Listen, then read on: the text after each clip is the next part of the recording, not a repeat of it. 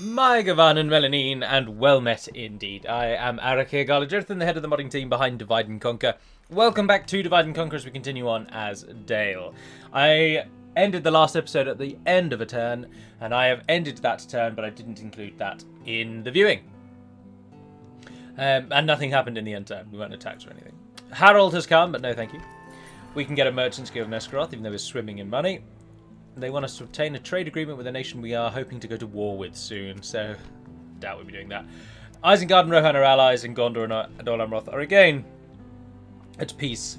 Now, if I were to return Brand to Vidberg and keep him in there, he will get the ring.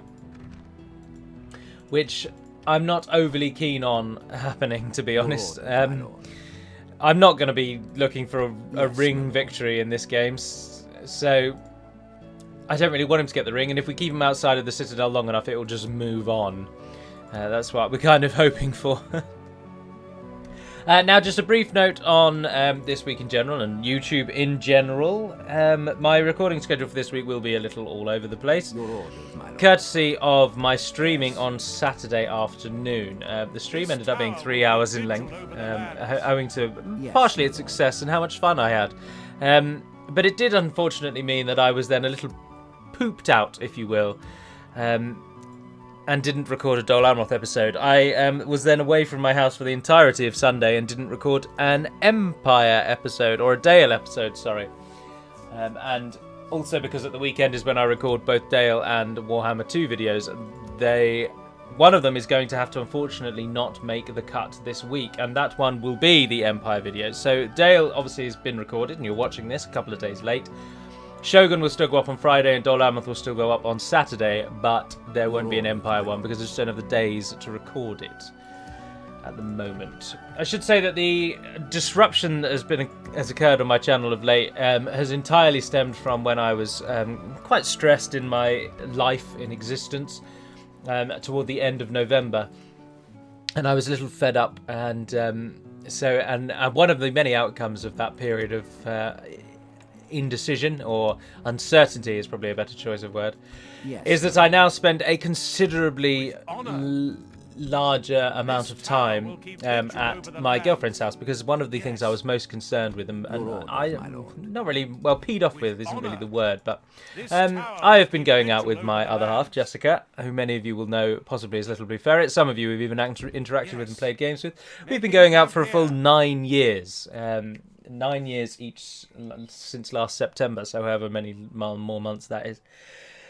5 months, 9 years and 5 months. And we are also, in fact, moving in together this year. 2018 is the year of moving in. We have the money now, with both in good jobs, and we can finally move out. But I was getting a little fed up with the fact that we barely see each other at the moment. Well, we don't now, but we did. And I wanted to see her more. We've been going out all that time. We're well beyond a secondary school relationship, and we're into a proper relationship. And unfortunately, I didn't feel that I was seeing her enough. And so an outcome is that I now spend a lot more time at her house.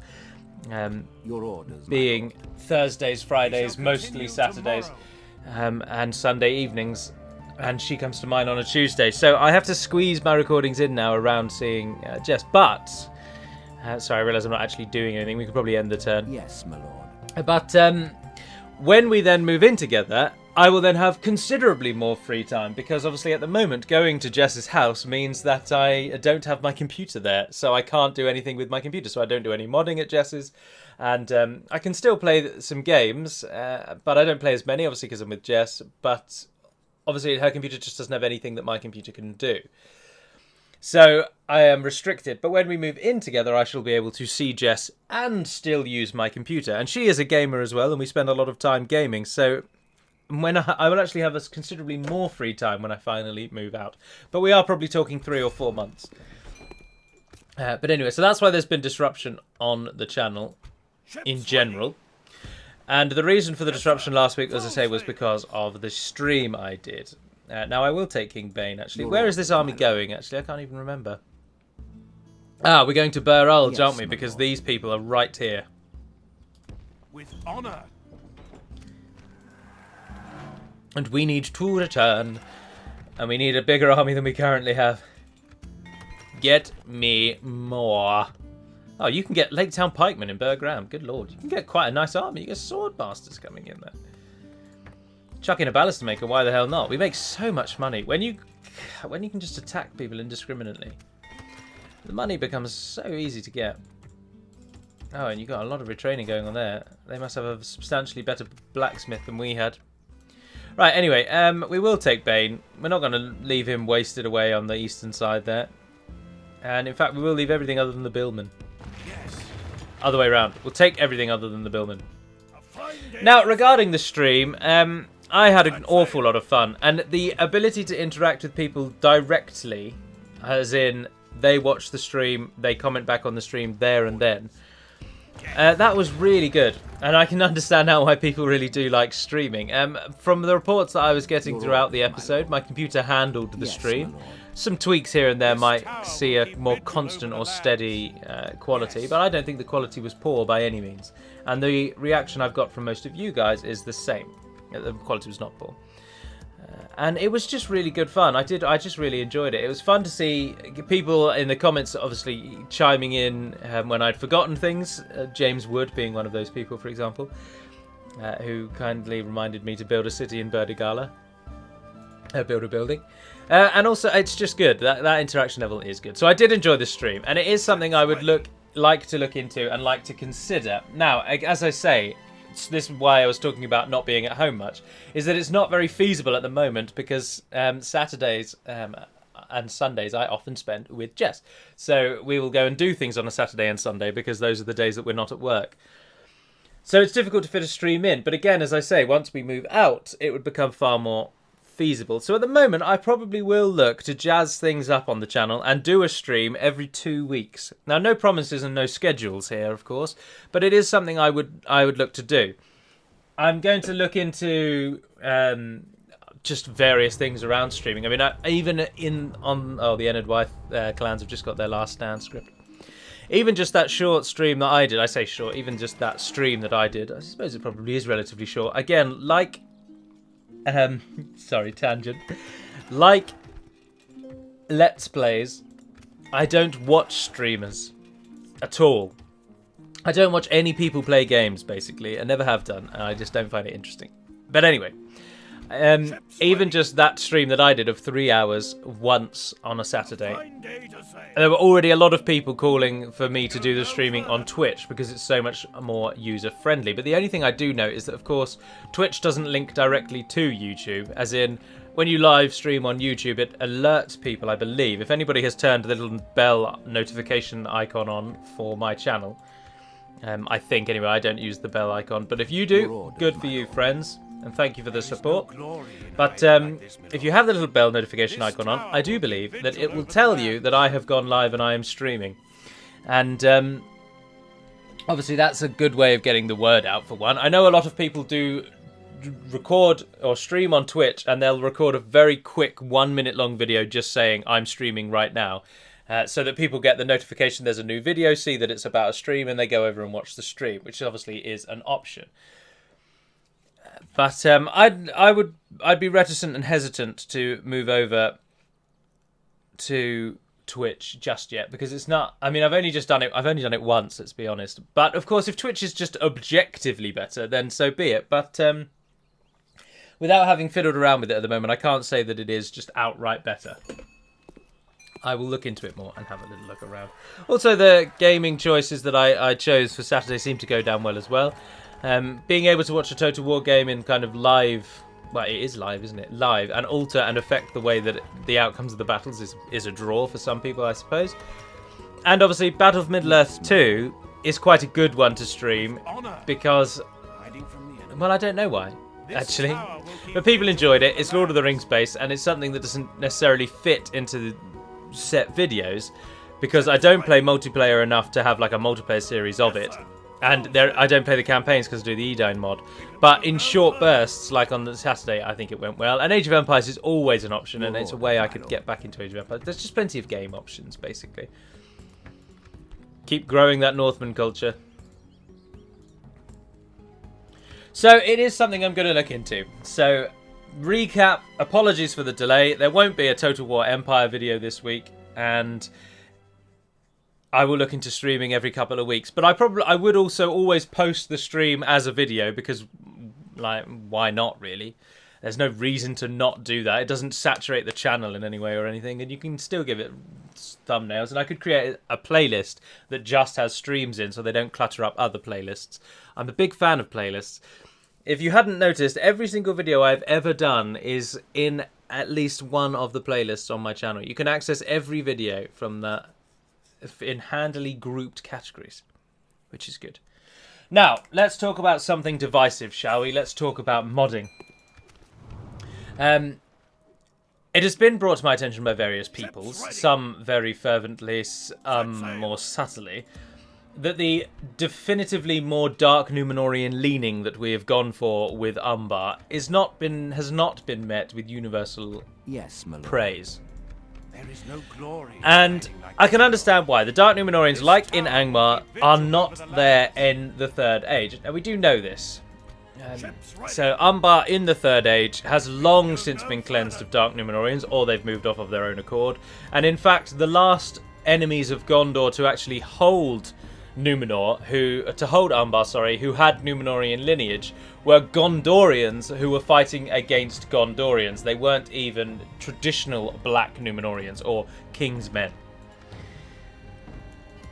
On top of this, we also know that from a gameplay standpoint, Umbar is a very simple campaign. You can backstab Arad and they are totally blindsided by your invasion and they will not put up a fight at all. And then once you've got a strong base of the deserts of the south, you then just wash Gondor away. There's no challenge to the Umbar campaign. Now, not every campaign needs challenge, but Umbar could do with a touch more. And this is what we are going to do. This has been discussed with beta testers. It was in fact suggested by a beta tester, Orc Lover. My gratitude extends to him once again. He's a very useful tester. And he suggested this idea, and I immediately jumped on board with it. We discussed it as a modding team. We thought, yep, we will go for that. We can work it in quite nicely. So we did it. Well, we haven't done it yet. I'm going to do the work for it, and I haven't had a chance yet. But touch wood, I might get it done this Saturday, because I am actually, contrary to my large spiel of 5 minutes ago, I'm actually at home this Friday and Saturday, which will give me a chance to do it. Oh, I think Enedwaith have been destroyed. Yeah, there we go. Eredluin and Bree have announced an alliance. So this is what's going to happen. You, as a human player first, will deal with first. You play as Umbar. You will start in the far south of the map, right on the border of the passable land of the map. And you'll start with a reasonable army of medium tier and a couple of elites. And you will be...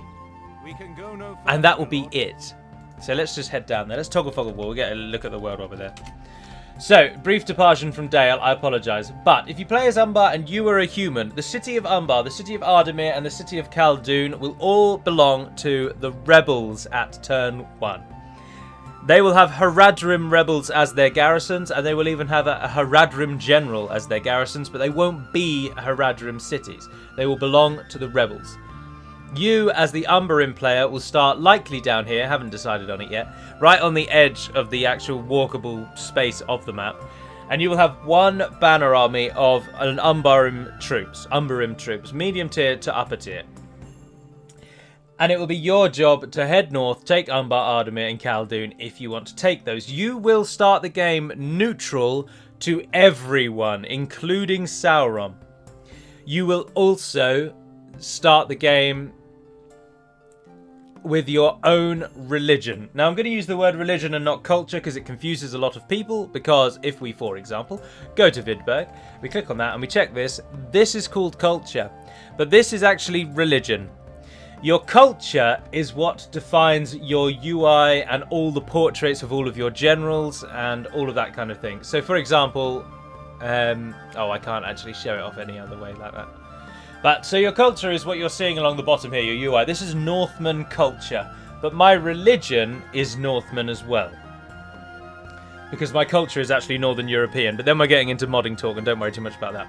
So, as Umbar, you will have your own religion. So, the Men of the East religion will be for Harad, Khand, and Rune. And then Khand can swap to Nomadic if they betray Sauron. Sauron, of course, will be followers of Melkor. Gondor will be Dunedain, so will Dol Amroth, yada yada. But you will be your own religion. Haven't settled on a name yet. Not even going to prophesize on what that might be. I can't, that's not the word I mean. So, by taking Umbar, you remain neutral. You can then choose to attack Harad if you wish, or you can choose to go for Gondor, Dol Amroth, go where you want. Side with Mordor, don't side with Mordor. Claim these lands for your own. And the basic premise is that it's long been established that Umbar was the chief colony of the king's men after the fall of Númenor, and eventually it fell to the faithful, the Gondorians, and then to Umbar, and then Harad, sorry. But far to the south, there have been Dark Númenorian colonies, other cities. We don't know anything about them other than in a throwaway mention that Umbar and further south there are colonies of Númenorians. Now, this could be taken to mean by the city of Umbar and then just down the coast a bit, or it could be the entire way south, like all the way down to the Horn of Africa. Because this is basically becomes Africa and fictitious if you've seen a bigger map. Anyway, so the basic premise here is because we've given Umbar a much too Dark Númenorian leaning, even when we know lore accurately there are no Dark Númenorians here, the theory is that a person is going to come from the south, and it's undecided if we'll make this person a relative of Queen Baruthiel, or possibly Castamere, or maybe just an unnamed Dark Númenorian. And they've come back from the south with men who share their culture. It's been so many years since they've been under the actual influence of Sauron that they no longer follow Sauron, which is why you're not allied to him when you arrive. You are a total unknown to the battle arena. That's why you will then spread this new religion, which will likely be some sort of Númenorian descendant's name, which is why you have a far more Dark Númenorian leaning, and why your buildings have this Númenorian style crossed with Haradrim. It makes more sense. And it will also mean that... what did we do recently that everyone was moaning about? Oh, I can't even remember. And they said it was a step too far. Oh, I can't even remember. Oh, that's so annoying. Oh yeah, no, changing their culture. Of course, sorry. The reason that the last straw in the argument against us was we were going to change the religion of Umbar to be Dunedain. And people said, no, this is a stretch too far. They're 100% not Dunedain. So what we're going to do is leave the city of Umbar will remain rebel, and it will have a large Haradrim following, so it'll be men of the east. But you, coming with your one banner army from the south, you will be bringing a new Dunedain-ish based culture with you. Probably Númenorian. If their culture is called Dunedain, we might go with their culture as sort of Kingsmen, for example. I think Kingsmen probably will be the answer. It doesn't directly state Númenor in the line, and I think that's the best way. And so that explains away all of your Dark Númenorian leanings, your enslavement theories of existence, and your ability to attack everyone with relative impunity. And of course, because the general idea is that you are coming back to reclaim Umbar because you were once the people who owned it, or descendants of those that did. And it's taking one of those areas of the lore that Tolkien kind of never fully answered, never gave a definitive answer to, and expanding on it for DaC's needs. So this is exactly the same as the fact that in Dorwinion, we know that Dorwinion was a land of great wine. The elven king in The Hobbit drinks wine from Dorwinion. And so the entire faction of Dorwinion has been based on this wine-growing culture. We know that the Avari remained in the east, but some of them might have slowly migrated over, and we've taken those two fandom ideas and turned them into a DaC faction. So that's what we're going to do. I think we're at an end turn. If we're not, I'm going to end the turn. So feel free to now discuss this at your leisure. That is what we're going to do. We've put that through all of our beta testers. No one has come up with any great reason why they think that's a bad idea. And I personally think it's a great idea. And it gives you so much more freedom as Umbar. If you want to attack Harad straight away now, you don't have to break an alliance and go against Mordor, although Mordor will likely attack you. But now you can attack Harad, and you don't have to take on every evil nation to do that. You can attack where you want a bit better, a bit easier, and your religion will be totally unique, so that when you attack Harad, you then have to wait a very long time before you can start training your own troops, because of course you've got to clear the followers of Melkor religion out of there first. I just said I wasn't going to put him in there because I didn't want the ring, and now we've bloody well got the ring. And playing as a good nation, getting the ring is a load of crap. You've got to go all the way over to Imladris just to have the White Council decision, and then you've got to walk all the way back to Mordor. It's just not worth it. Just not worth it. So we'll just sit on that until eventually we will lose it. But it'll take a while. Honor, we shall continue tomorrow. You can all retrain. Oh no, they can train new troops. You can train almost a whole army here. In fact, we can do that. Your orders, my lord. Send Bane back. my lord. Your No, we can't. Yes, Neither my of them have any movement speed left. Erebor, why aren't you growing again? Your population's at 7,000. You can go much bigger than that. Ah, you need more food. To counter the squalor. We have so much money, it's just not even... It's just mind-blowing. And I didn't have to micromanage any general either, and I've still got loads of money. It's just difficult to not make a lot of money. It's such a fine line in modding of Medieval 2, because the game engine doesn't have that much that you can do with it. You can make all of the units more expensive, for example, which suddenly makes everything... which reduces your money. But then the AI will completely stop attacking anyone. Because they can no longer afford their troops, so they just don't attack anyone. You can make the buildings more expensive, but then the AI will just stop building buildings, because they can't afford them. And you can try and lower all the resources down to 0, for example, which is one of the things we did in our testing. Cut all the resources down to a fraction of what they earn at the moment. And then the AI doesn't make enough money to train any troops again, so they don't do anything. And it's so tricky. Trying to get the money right often ends with the AI just doing sod all because you've totally crippled them. And the only way around that is to basically lower the cost of everything and then give every AI nation a huge monetary boost every turn. And it's just so naff, for want of a better word.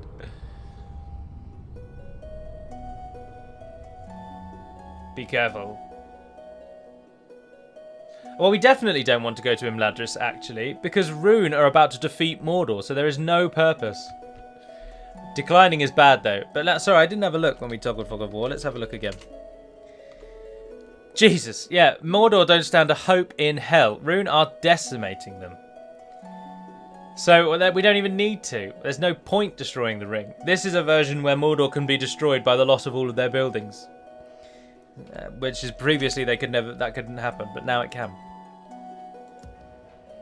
In Vidberg, I am just going to hold on here. I'm just going to defend for as long as we can, and then try and get these guys retrained and try and get some better troops in amongst them. It's the hope, anyway. We have hardly any good cavalry outside of our homeland. But we want all 3 tiers of the culture buildings first. Although I don't know, actually. No, once we got that one, we'll go for those. Right. Ah, Dorwinion took Brown Boat. Oh, Dorwinion have come in force. Excellent. We didn't have to bother with dealing with Dol Guldur then. Now we can turn on the Anduin. Do we want the Anduin? No, we have our sights set on a far more golden prize. We march. You will meet up with the army in Vidberg, and you will cross the Anduin River just east of Lothlorien. Once into the forest, your objective is clear. Destroy everything. Burn the elves out of their home.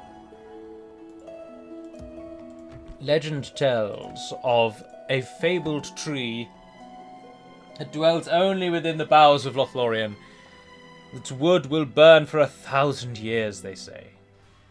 This wood shall be ours. The fires of Dale grow low, and we run out of firewood. But with the Malorn trees, we shall never run dry. Plus, we want to kill everyone. Which always helps. Victory through conquest.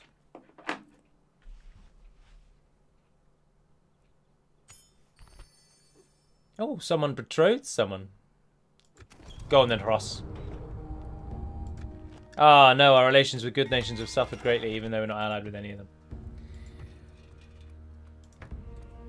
I'm not too fussed about that. Miraron? Oh, you're miles away. But, yeah. Cool. Good that you've got an archery range there, bruh. Now, what we actually need to prepare for here... Oh, Gondor have gone to war with them again. Bree and Angmar are at war, and Dwarves and Bree are now no longer allies. What we do need to prepare for is that Rune may well come swinging out of the gate when Mordor do go down. They might decide that we or Dorwinion is best to take on, because they are still not allied to Dorwinion, which means there's a strong chance the two giants will go to war once Mordor goes down. At the moment, they've each got their own fish to fry, and they're keeping away from each other, but that won't last forever. With honor. Oh, I thought that was our region, but it's not. We shall continue tomorrow. Let's have a look at the Dogglefoggle War again, actually. Let's have a real look at the world. So, Dorwinion really are doing a number on Dol Guldur quite nicely. They've taken Brownbow and Bur Southus. Dol Guldur down to 4 provinces. And no real army. No wonder they didn't try and take Dol Guldur back. Lothlorien have only got those 3. The Anduin are doing very well, actually. Misty Mountains getting beaten back to the mountains. Combination, by the looks of it, of Imladris. Obviously in Ostenethil, who have also got Cameth Bryn. But Angmar as well. I think Angmar might be at war with the Misty Mountains. Let's have a look. Misty Mountains are at war with Angmar, indeed. Rohirrim. So they're fighting each other, which always helps. Dunland and Isengard are, I believe, allies. So there's a large... Yeah, and Rohan's in that mix. There's a little triumvirate here. Just taking everyone on. Bree, who are you fighting, Bree? You're allied to Dunland, but you're at war with the Northern Dunedain, and now you're at war with Angmar as well.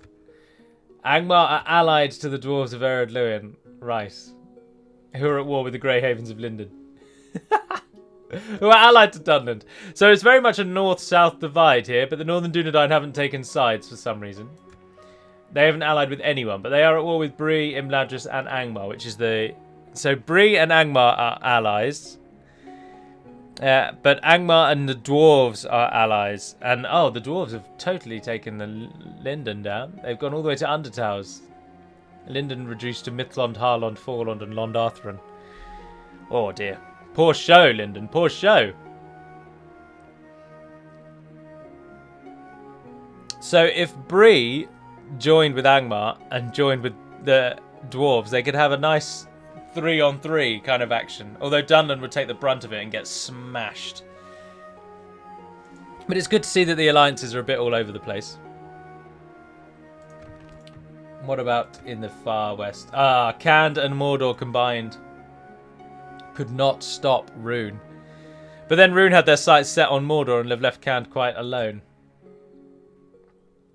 Oh, and Mordor is actually at war with everyone except Mirkwood and Dol Amroth.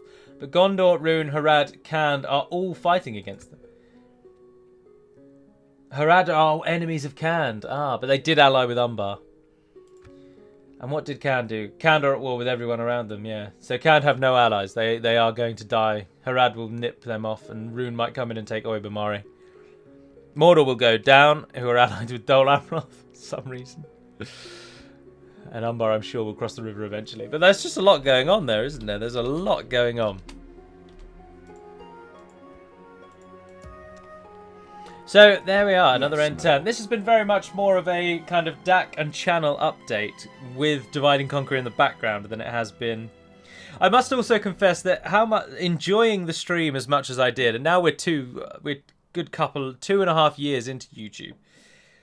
It seems like no time. Seems like it can't possibly be that long. No, I think we're only 1.5 years in. No, I do think we are 2.5. Jesus, so long. Anyway, whatever we are, the streaming was a really nice change. It was a really nice change. And I was so thrilled that my computer managed to do it, because that means I don't have to buy a load of stuff to make my computer better. Your orders, my Which is good. It's always nice to know that your equipment's up to the task. Shall continue tomorrow. No pun intended. 9.5 years, everyone. But it does make you then want to stream a little bit more, you know, because I enjoyed it a great deal, and you can always, as I say, you can always then post the video onto YouTube, so you kind of get the feeling of like, why wouldn't you just stream every video, and then people can tune in and watch it while it's happening, and then those that can't can watch it like the next day when it goes live, for example, is the thing I was thinking of. But then the streaming isn't perfect quality, so obviously you're viewing the videos such as DaC, Empire, whatever, they aren't affected by how good my internet is, so there's an extra layer of uncertainty again to streaming that there isn't with standard recording. Let's build an army in our homelands because we can. And we'll ship them off to the forts and whatnot up there. Do we want to get Mirairon involved? No, it's too far away. Kirikathol? Nah, you've only got Redanian good draws. You can bring me the things I want. Oh, hello.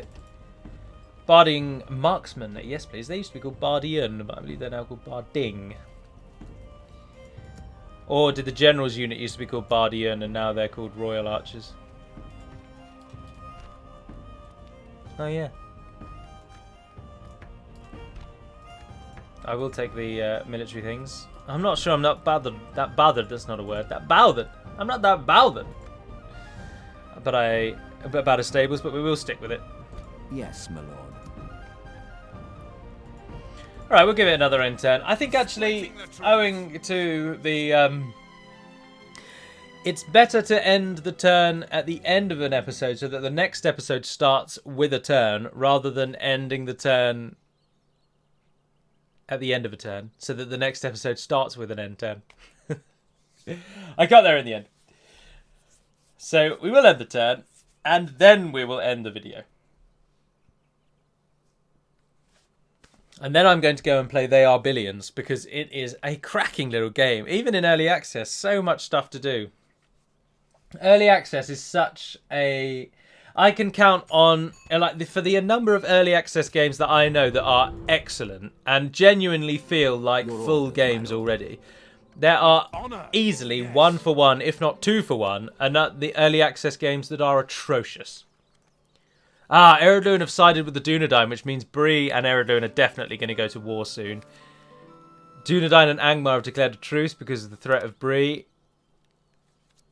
Or, no, because Dunedain must have been... Hold on. Dwarves and Eredluin and Dunedain are now allies, which means Angmar and Dunedain have declared a truce. I wonder if that's separate or because of this event. I'm trying to think why. Because Eredluin are allied to Angmar.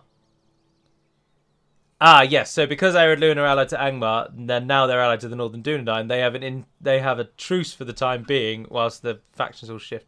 And Dorwinion have sided with the Woodland Realm, interestingly. Very interesting. So, yeah, but as They Are Billions, I can confirm, is an early access game that is good quality and raring to go. And I'm not being paid to say that. I just like to spread the news about games that are good, because there's so many that aren't, let's be honest. I had a game called Valknut in my Steam wishlist for ages, because it kept getting delayed release, and then it got released, and it was, by all accounts, utter garbage. And I was very disappointed. So I like to sing about games when they are released into early access and they're not garbage. So that's always good. Anywho, for now I'm going to end the episode. So thank you very much for watching, if indeed you have. Thank you for tuning into the stream, if indeed you did. As I say, I should hope to now do streams every couple of weeks. They will always be at weekends. I will then always upload the video as a video afterward. Do let me know what kind of things you'd like to see, or if you indeed enjoyed the stream. And... apologies that there won't be an Empire video this week. I am going to carry on with Empire and Shogun, despite them getting roughly half the viewer numbers of DaC, because variety is the spice of life, and I really enjoy that difference, that little bit touch of variety, and I enjoy playing both of them. I also know that the Heroes of Might and Magic 5 last episode I've yet to do, but I think that one's going to have to wait until I get a freak-free weekend, much like this weekend, but it definitely won't be this weekend, I'm afraid. But I will get it out in time. But until we speak again, dear friends, thank you all for the ongoing support as ever.